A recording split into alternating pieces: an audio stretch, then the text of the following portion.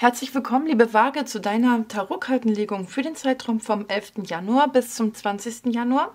Das ist die dritte Dekade im Sternzeichen Steinbock und wir befinden uns jetzt aktuell mitten in der erdverbundenen Energie des Steinbocks, aber man spürt schon ein wenig die Luftenergie des Wassermanns. Das beeinflusst uns alle unterschiedlich stark und da möchte ich mir heute anschauen, wie diese Energien bei dir ankommen, liebe Waage. Zu der aktuellen Dekade. Wir haben über die gesamte Dekade hinweg abnehmenden Mond. Ja, schauen wir mal, wie diese Energien bei dir ankommen. Eine Karte für dich, liebe Waage.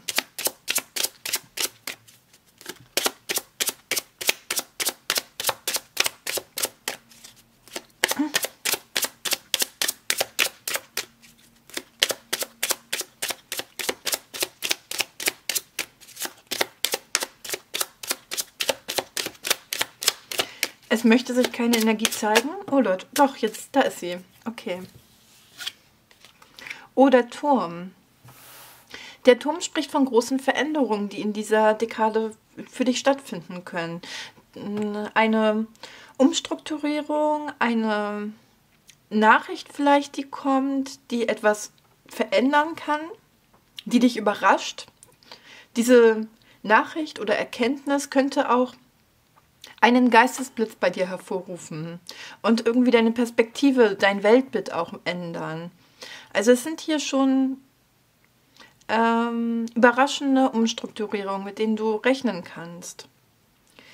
Natürlich, je nachdem, in welcher Situation ihr euch befindet, kann das sehr überraschend sein, aber letztendlich, so unterm Strich, wirst du feststellen, dass du dich eigentlich erleichtert oder befreit fühlen könntest.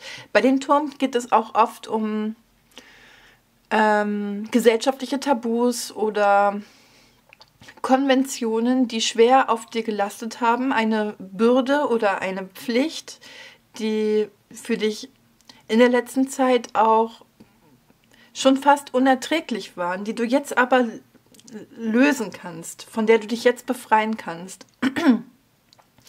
Und ja, so könnte das dann am Ende sich sehr befreiend für dich auswirken. Wir schauen mal, auf welche Lebensbereiche sich diese Karte bezieht. Du strebst nach Erkenntnis, du möchtest etwas herausfinden, du willst Klarheit. Du möchtest jetzt endlich Klarheit haben. Vielleicht, wenn das jetzt zum Beispiel ein Beziehungsthema ist, stellst du deinen Partner, deine Partnerin vielleicht zur Rede. Vielleicht gibt es hier einen großen Krach. Vielleicht, muss nicht unbedingt. Diese Energien können sich unterschiedlich auswirken. Aber ich könnte mir vorstellen, dass du zum Beispiel hier ein Gespräch einforderst.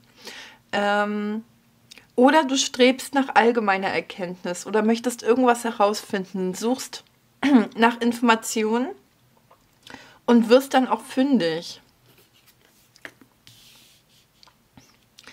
Du möchtest nämlich auch wirklich Wahrhaftigkeit finden, du möchtest auch Verlässlichkeit, du möchtest ein sicheres Fundament haben, mit dem du lange glücklich bist, auf dem du lange bauen kannst. Etwas an der aktuellen Situation hat dich gestört oder stört dich noch und du weißt, du kannst so nicht mehr weitermachen. Und du möchtest einen Zustand, von dem aus du aber weitermachen kannst. Ne? Also irgendwie Sicherheit, dauerhafte Sicherheit. Und darauf solltest du auch achten. Die Karten geben hier einen Hinweis. Der Turm kann auch eine ziemlich zerstörerische Energie sein. Vielleicht sagen die Karten hier auch, dass du dazu neigen könntest, wenn du diese Nachricht erfährst, dass du ein wenig überreagieren könntest. Versuch auf lange Sicht zu denken und zu planen.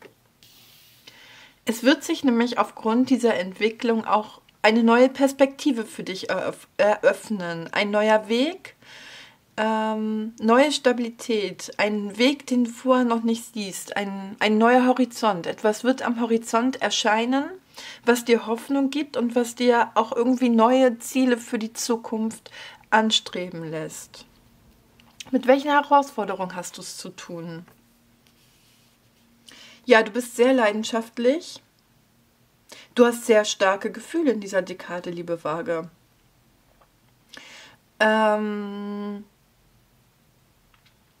Ich sehe hier eine gewisse Freude am Leben auch, eine Lust am Leben, eine Freude daran, sich auf das gesellige, den so geselligen Trubel, sich darauf einzulassen, sich in das Leben zu werfen und auch dort im Leben selbst in der Geselligkeit nach Antworten zu suchen. Du möchtest auch die schönen Seiten des Lebens genießen und dich auch zeigen, dich präsent sein. Du bist auch sehr mutig in dieser Dekade und bist bereit, dich den Herausforderungen des Lebens zu stellen. Es könnte sein, dass du hier auch sehr viel Anziehungskräfte verspürst, vielleicht zu einer Person, also vielleicht wirkst du gerade charmanter und attraktiver als sonst. Und aus dieser Energie ergeben sich auch verschiedene Situationen. Ja, irgendwie kommt dir etwas zugute in dieser Dekade. Da sehe ich, dass du hier einen wichtigen Kontakt knüpfen könntest oder jemand schenkt dir etwas. Vielleicht gewinnst du Geld oder erhältst von irgendeiner Seite irgendwas Materielles, Geld halt oder irgendein anderes Geschenk oder eben du lernst jemanden kennen, der dir später im weiteren Verlauf irgendwie materiellen Gewinn verschaffen kann. Also irgendwas wird deiner Entwicklung zugute passieren. Das ist etwas, womit du nicht rechnen kannst. Es ist ein Glücksfall hier. Vielleicht hat das auch mit dem Turm zu tun, dass eigentlich etwas Gutes passiert, aber durch diese neue Situation sind halt sehr wichtige strukturelle Veränderungen vonnöten. In der vergangenen Zeit hast du eine schwere Einsicht machen müssen. Irgendwas wurde dir klar, was auch Schmerz und Trauer in dir hervorgerufen hat. Aber ich sehe jetzt in dieser Energie, dass du dich erholt hast von dieser unangenehmen Einsicht. Du hast geheilt, du konntest diesen Schmerz ablegen, du konntest diesen Schmerz zulassen, verarbeiten und jetzt fühlst du dich wie neu erstarkt. Ne? Jetzt kannst du wieder lebendig sein.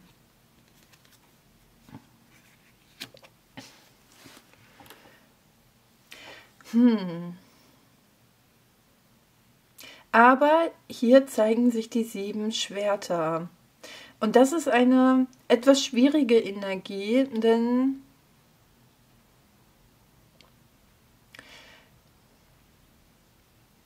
sie ist trügerisch. Hier gibt es eine problematische Situation. Irgendwas in dein Leben, in irgendeinem Bereich in deinem Leben neigst du eventuell dazu, dir etwas vorzumachen. Irgendwo gibt es etwas, was nicht transparent ist, was nicht klar und eindeutig ist. Etwas, was von einem Schleier durchdrungen ist. Vielleicht bist du hier wirklich mit Lügen konfrontiert oder mit Unwahrheiten. Aber du hast schon eine bewusste Ahnung, was das sein könnte.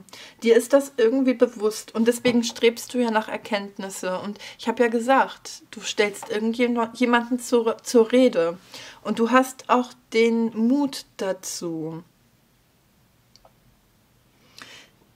diese Unwahrheit jetzt endgültig aufzudecken.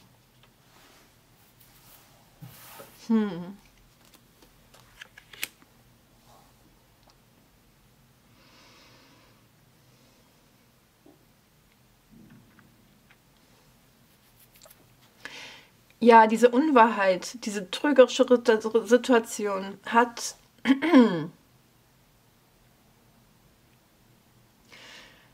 hatte seinen Preis. Ich glaube, hier ist irgendwie bereits etwas zerbrochen. Das klingt so hart, aber irgendwie Irgendwie die Karten sprechen davon. Diese Karte spricht davon, dass die Gefühle in dir nicht mehr fließen können. Und du lässt das nicht so richtig an dich ran, aber irgendwie sind die Gefühle nicht mehr das Gleiche. Irgendwas ist hier versiegt. Irgendwas ist hier zu einem Ende gekommen. Irgendwie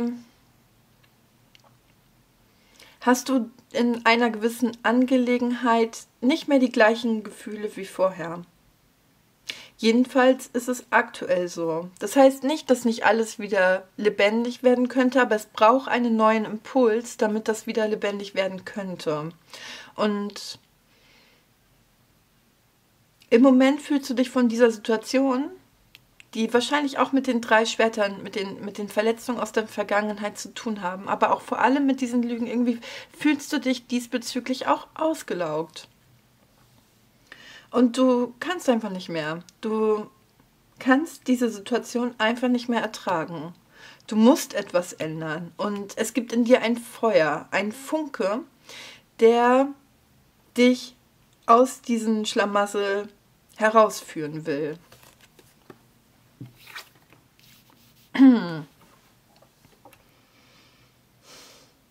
Hier zeigt sich ein Prinz der Kelche.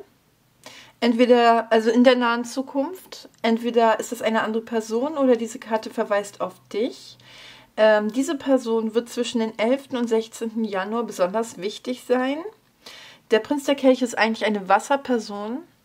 Also hier handelt es sich um Fische, Skorpion oder Krebs, muss aber nicht unbedingt. Ne? Diese Person kann jetzt auch aktuell sehr, sehr von Wasserenergie beseelt sein. Oder eben diese Karte verweist auf dich. Weil du eben kein Wasserzeichen bist, sondern ein Luftzeichen, könnte diese Energie teilweise etwas schwer auf dir lasten. Mit dieser Karte gepaart, mit diesen beiden, sehe ich hier eine kleine depressive Phase auf dich zukommen. Eine Phase der Passivität, der Lustlosigkeit, der Antriebslosigkeit. Es kann aber auch, je nachdem, wie du mit deinen Gefühlen zurechtkommst, auch für einen recht verträumten Zustand stehen. Für Fantasie, für musische Tätigkeit, für Kreativität oder auch Romantik. Wir schauen uns das mal genauer an. Der Prinz der Kelche ist eine sehr unreife Energie, eine launische Person, ne? Oder eine Person, die sehr von ihren eigenen Gefühlen bestimmt ist. Und je nachdem, wie deine Gefühlslage ist, ne? Aber natürlich kann diese Person auch auf eine andere Person hinweisen. Der Prinz der Kelche ist eine sehr junge Person. Könnte sich sogar um Kinder handeln, ne? Ein Sohn oder eine Tochter. Was denkt denn der Prinz der Kelche?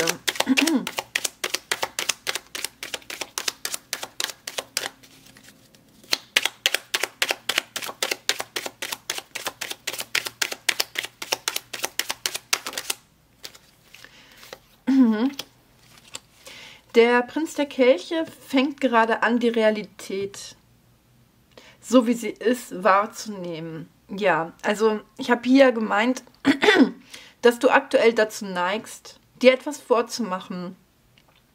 Und dass es irgendwelche Unwahrheiten, Trugbilder oder tatsächlich auch Lügen in deiner Umgebung gibt. Oder halt eben in deiner Vorstellung. Als Prinz der Kelche, wenn du da zum Prinzen der Kelche wirst, wirst du diese Lügen aufdecken oder diese Unwahrheiten und die Realität dahinter sehen, aber das könnte natürlich auch Trübsal in dir hervorrufen. Der Prinz der Kelche kann aber auch eine andere Person sein, eine jüngere Person, und ich habe dann den Eindruck, dass du dich immer um diese Person kümmern musst. Wenn das natürlich ein Kind, also eine Tochter, ein Sohn von dir ist, dann ist es ja klar. Dann muss man sich um eine jüngere Person, eine deutlich jüngere Person, muss man sich immer ein wenig kümmern. Aber wenn diese Person nicht bereit ist, aus sich selbst zu reifen Oder wenn du das, also ja, also wenn das eine erwachsene Person ist, eine erwachsene Person, um die muss man sich nicht immer kümmern. Auch wenn diese Person sich von ihren Gefühlen leiten lässt, ist diese Person zur Eigenverantwortung natürlich in der Lage. Wenn dies eine andere Person ist, sehe ich, dass diese Person auch jetzt gerade beginnt zu reifen, indem diese Person die Realität anerkennt. Was bedeutet der Prinz der Kelche?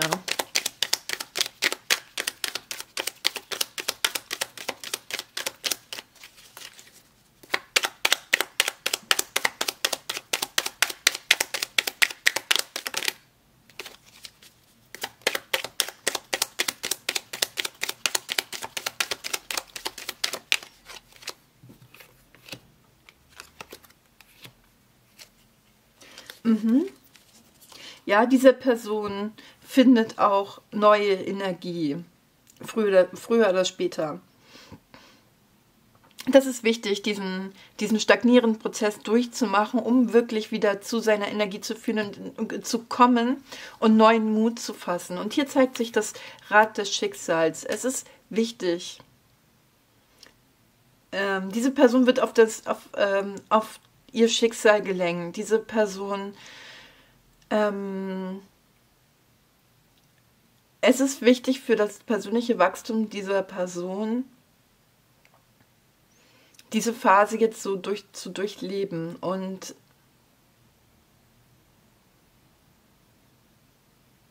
hier zeigt sich auch Gerechtigkeit, ne? Irgendwie wird diese Person mit ihrem Karma auch konfrontiert und soll hier auch gewisse Einsichten in diesen Prozess machen. Ich schaue mal weiter.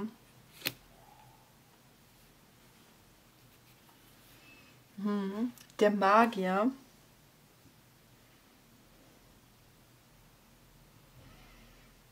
Der Magier ist hier eine ganz positive Energie für dich, liebe Waage, weil du hier doch in der Lage sein wirst, die Wirklichkeit nach deinen Vorstellungen zu gestalten und mit den Informationen, die du da bekommst, egal um was es da geht, mit dieser neuen Situation wirst du handeln können. Das wird dir auch neuen Tatendrang bringen, früher oder später, und dich auch motivieren, dir mehr Handlungsspielraum verleihen. Also ich denke, es geht hier schon um eine Befreiung. In irgendeiner Hinsicht.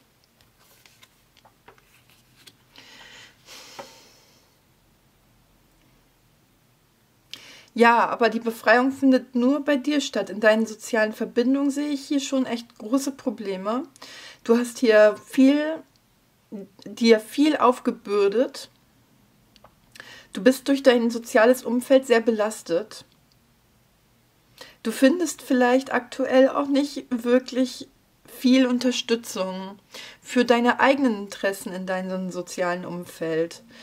Irgendwie sehe ich hier, dass alles, was mit deinem sozialen Umfeld mit deinem sozialen Umfeld in Verbindung steht, vielleicht auch nur eine gewisse Person oder ein Personenkreis, hat immer sehr viel mit Schuld, mit Last zu tun. Irgendwie wird von dir sehr viel erwartet und du bist gar nicht mehr bereit, diese Erwartung zu erfüllen.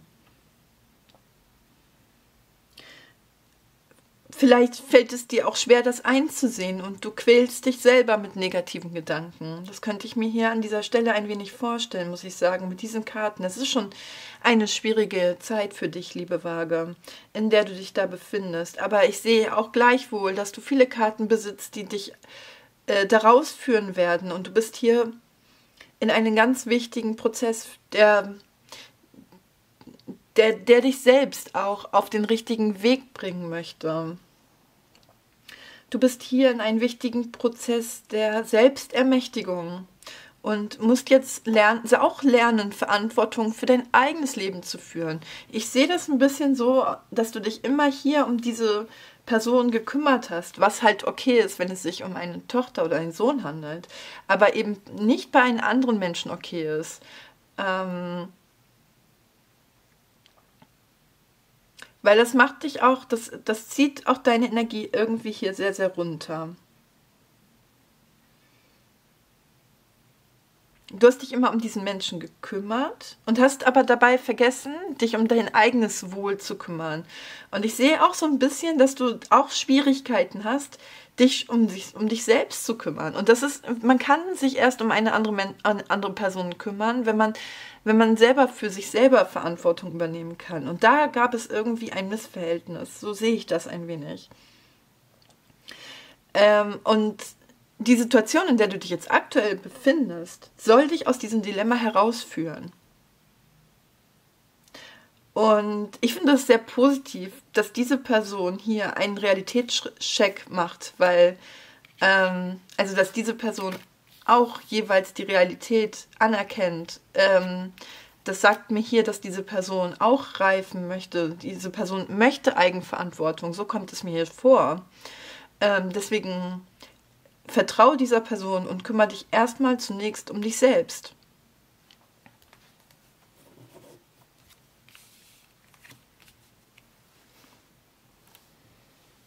Das finde ich hier auch eine schöne Karte, die Hohepriesterin.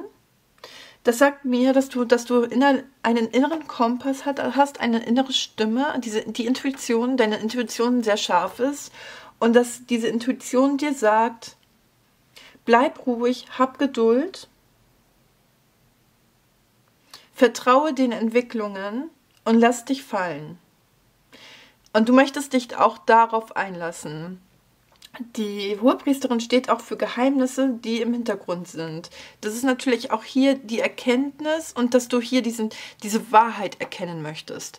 Dass du hinter den Schleier blicken willst. Das ist auch ein Hinweis darauf. Ne? Du möchtest jetzt Wahrheit finden. Und du hast aber ein Grundvertrauen darin, dass letztendlich alles gut wird und dass alles einen höheren Plan verfolgt. Und das finde ich halt gut so. Das ist gut so, denn du hast hier auch sehr viele, sehr positive, wichtige Karten.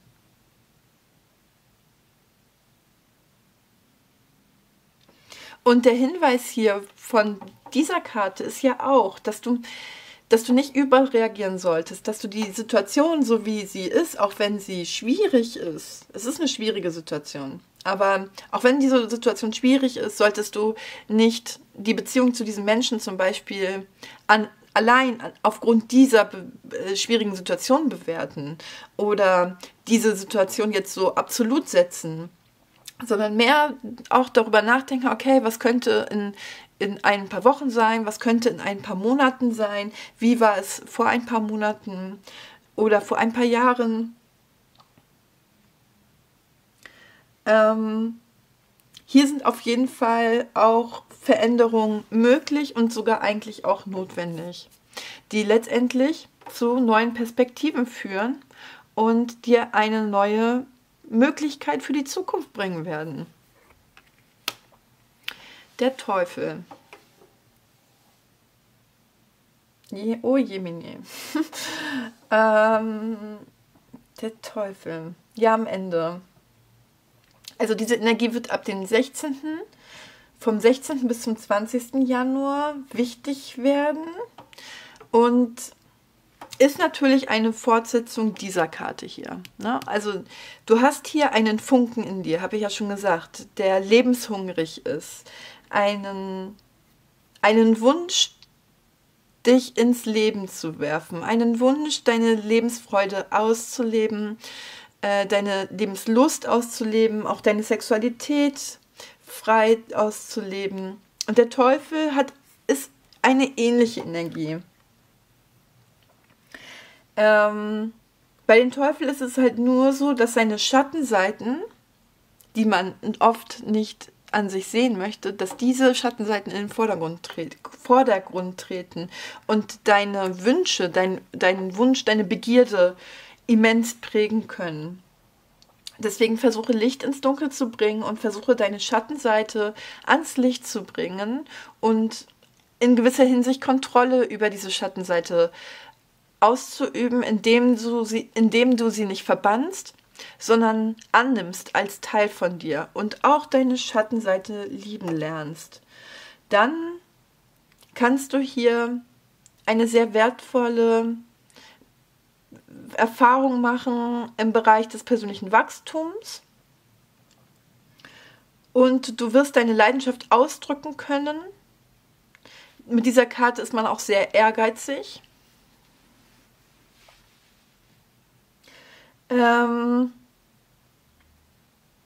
Und gleichzeitig, auch wenn, ne, du kannst deine Leidenschaft ausdrücken und gleichzeitig Verantwortung für deine eigene Person übernehmen. Und so kommst du aus diesem Dilemma, aus diesem Schlamassel hier raus. Das ist eine Prüfung, ne? Also der Teufel ist auch immer eine Prüfung, ob man sich eben diese neue Perspektive, dieses Tor, was vor einem liegt, verdient hat.